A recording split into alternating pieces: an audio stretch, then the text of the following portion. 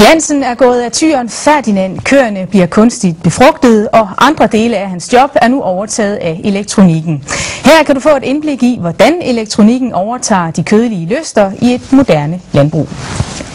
Vi ser selvfølgelig på dyrets aktivitet, om det springer op på andre dyr, eller det står for, at der er andre, der springer på det. Men han planlægger familiens fremtid.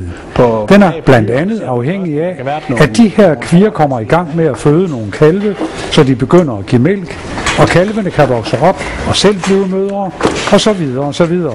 Lige nu er der ikke nogen af dem her, der er i synlige brunsttegn, men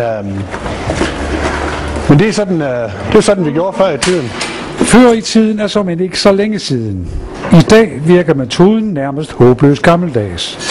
Den er fra tyrens velmagtsdage. De har haft en Ferdinand på gården, men han er slagtet. Jobbet er overtaget af elektroniske hjælpemidler, og kvinder må nøjes med kunstig befrugtning, også kaldet inseminering. Og ja, hvor er den landlige idyl i det hele taget blevet af? Ja, det ved jeg ikke. Man er jo ikke landbrug, som man var i Morten Korchs tid, men sådan er landbruget ikke mere. Ja, den bipper, hvad der sker? Jamen, det der sker nu, når den bipper, det er, at hen hvor antennen den er, det vil sige, hvor den opfanger fotocellen, eller hvad vi skal kalde det, der opfanger den signalet fra det enkelte dyrs transponder. Så snart der er et dyr, eller for så vidt mig, der gik ind under transponderen, så vil den begynde at aflæse.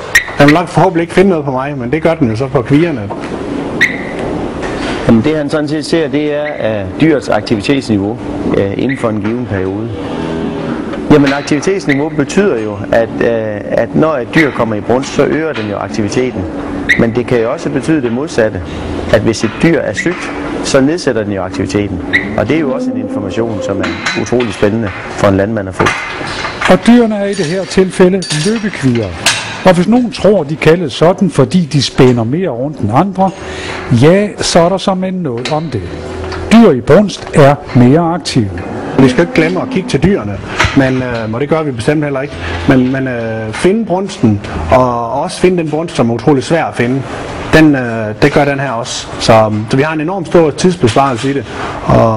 Og derudover så finder vi nogle dyr, som vi normalt ikke ville have fundet, eller have svært ved at have fundet i hvert fald. Den her aktivitetsmåler er en israelsk opfindelse. Den er produceret i Italien og under fortsat udvikling. Mads Holm Danielsen deltager aktivt i udviklingsprocessen. Vi har kørt en testperiode på 3 måneder med 2 anlæg, og der har været rigtig mange ønsker. Og et af ønskerne har blandt andet været, at man eventuelt kunne få sendt en sms, når der var et dyr, der var i alarm.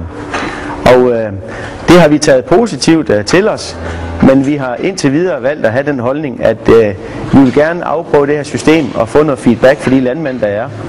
Også set i lyset af, at det er jo altså landmandens ansvar at overvåge dyrene. Det er jo ikke det her anlæg. Før i tiden der havde vi som sagt en tyr, og ham har vi nu slagtet, fordi at forhåbentlig så skulle den her kunne gøre det. Så det er lidt spændende, om det bliver så godt, men det håber vi. Det ser det ud til indtil videre i hvert fald.